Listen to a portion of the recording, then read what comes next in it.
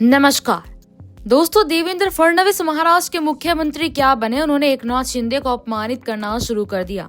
जून 2022 जब एकनाथ शिंदे महाराष्ट्र के मुख्यमंत्री बने तो उन्होंने मुख्यमंत्री सहायता कोष, जो स्वास्थ्य लाभ के लिए लोग आते हैं, उनकी आर्थिक मदद का काम सरकार करती है, उसके लिए जो मुख्यमंत्री के एक रिलीफ फंड बनता है उसमें सर्वे यहाँ जो है बनाया था। एकनाथ शिंदे यहाँ पर जो है उनको कमान सौंपी थी, वहीं इसके डायरेक्टर, वहीं इसके कर्ता धर्ता थे, वही सब देखते थे। लेकिन देवेंद्र फडणवीस ने मुख्यमंत्री बनते ही 5 तारीख को शपथ होते ही अपने मुख्यमंत्री कार्यकाल के पहले हफ्ते में ही पहला झटका उन्होंने अपने ही डिप्टी सीएम एकनाथ शिंदे को दे दिया। देवेंद्र फडणवीस ने मंगेश शिव को, इसके अभी तक जो है हेड थे, उनको पैदल कर दिया, उनको हटा दिया, उनकी जगह अपने करीबी आदमी को बैठा दिया। एकनाथ शिंदे के लिए यह किसी झटके से कम नहीं है कि एकनाथ एक झटके में बीजेपी ने उनके सबसे करीबी जो है आदमी के घर पर यहाँ पर जो है पैदल कर दिया, पद से हटा दिया उनको। इसी बीच आपको बता दें कि महाराष्ट्र में यह तय हो चुका है कि एकनाथ शिंदे ही नहीं, उनके तमाम करीबियों को भी झटके लगेंगे।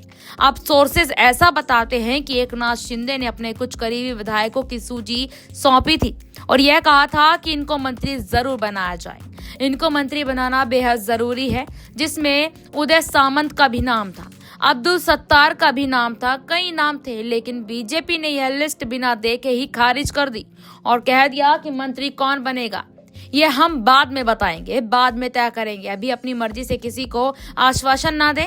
यानी वो मुख्यमंत्री बन नहीं पाए, गृह विभाग उनको मिल नहीं रहा, उनकी मर्जी से उनके विधायक मंत्री नहीं बन सकते और अब उनके करीबियों को कुर्सी से धकेला जा रहा है। ऐसे में एकनाथ शिंदे के सामने एक दो नहीं दोस्तों, बल्कि बहुत चुनौतियां हैं। चुनौतियां यह है कि कैसे अपनी पार्टी को वह संभालेंगे, कैसे अपने विधायकों को संतुष्ट करेंगे, कैसे अपने करीबी कार्यकर्ताओं का सम्मान बचाएंगे, क्योंकि एकनाथ शिंदे तो खुद लगातार अपमानित हो रहे हैं। इसी बीच आपको बता दें कि एकनाथ शिंदे तो खुद लगातार अपमानित हो रहे हैं। उनको ना गृह विभाग मिल रहा है, ना राजस्व मिल रहा है और ना तो लोक निर्माण मिल रहा, ना विधान परिषद में सभापति की कुर्सी मिल रही है। और इसी वजह से एकनाथ शिंदे बुरी तरीके से नाराज है और शायद शिंदे को यह संकेत मिलने शुरू हो गए हैं कि बीजेपी और देवेंद्र फडणवीस उनके करीबियों को अपमानित करेंगे।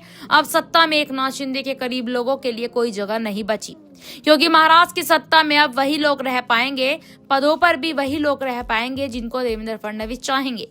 क्योंकि फडणवीस बस महाराष्ट्र के मुख्यमंत्री हैं और वैसे भी 132 सीटें जीतने के बाद बीजेपी का जो कॉन्फिडेंस है महाराष्ट्र में वो बहुत ज्यादा हाई हो गया और इसी वजह से वह ना तो एकनाथ शिंदे की किसी बात को सुन रहे, ना अजीत पवार की किसी बात को सुन रहे। और यही वजह है कि महायुति, महाराष्ट्र में जो महायुति है, लगभग बिखरता हुआ नजर आ रहा है।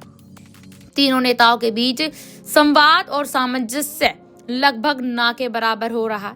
शिंदे तो लगातार खामोश हैं, कोई टिप्पणी नहीं कर रहे, कुछ बोल भी नहीं रहे, सिर्फ देख रहे हैं कि बीजेपी और देवेंद्र फडणवीस आखिर उनको कब तक और कितना अपमानित करते रहेंगे। तो दोस्तों, इंतजार आप भी कीजिए, इंतजार हम भी कर रहे हैं। क्या यह यहाँ जो कहा जा रहा है कि एकनाथ शिंदे कोई ऐसा खेल करेंगे कि बीजेपी हैरान रह जाएगी? इस खबर के बारे में आपकी जो भी राय है कमेंट बॉक्स में हमें जरूर बताएं और देखते रहिएगा हमारा चैनल। धन्यवाद।